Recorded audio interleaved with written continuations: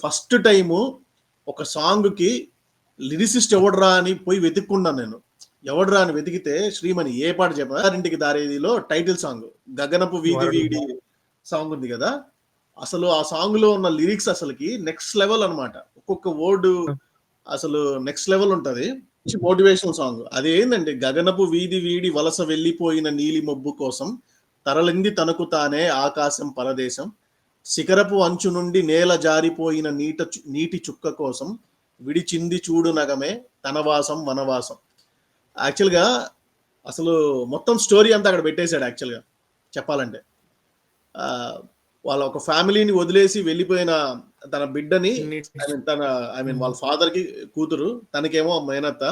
So దానికో so అలా వెళ్ళిపోయిన వాళ్ళని మళ్ళీ తిరిగి తెచ్చుకోవడం కోసం ఒక మనిషి వెళ్తున్నాడు అని చెప్పేసి, ఆ మనిషి ఇక్కడ ఏంటంటే ఎగ్జాంపుల్ గా వదిలి వెళ్ళిపోయిన నీలి మబ్బు కోసం ఆకాశమే తరలి వెళ్ళింది అని చెప్పేసి చెప్తున్నాడు అనమాట.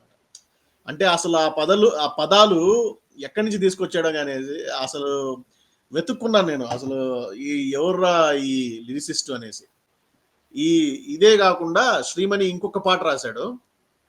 మన మహర్షి మూవీ ఉంది కదా, మహర్షి మూవీలో భల్లుమంటూ నింగి ఒళ్ళు విరిగెను గడ్డి పరకతోన, ఎడారి కళ్ళు తెరుచుకున్న వేలన చిరుకు పూలవాన, సముద్రం ఎంత దాహమేస్తే వెతికెను ఊట బావునే, శిరస్సు వంచి శిఖర మంచు ముద్దెడే మట్టి నేలనే. అసలు ఆ లైన్స్ ఎట్లా ఆలోచించి రాస్తాడో ఏమో గానీ నెక్స్ట్ లెవెల్ ఆ లైన్స్ అన్ని. ఆ ఇమాజినేషన్ కి హ్యాట్స్ ఆఫ్ చెప్పాలా యాక్చువల్గా చెప్పాలంటే. అది ఎందుకంటే నార్మల్ గా ఇతను ఒక మనిషి ఇంకొక మనుషుల మధ్యలో రాసే కాకుండా ఒక నేచర్ ని తీసుకొని ఎగ్జాంపుల్ గా ఆ క్యారెక్టర్స్ ని నేచర్ తో ఎగ్జాంపుల్ గా ఎలివేట్ చేసి చెప్పడం అనేది చాలా గొప్ప టాలెంట్ అని చెప్పొచ్చు.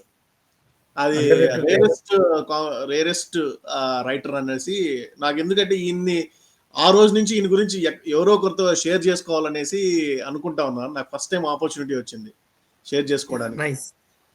Thank you so much sir for writing these type of lyrics.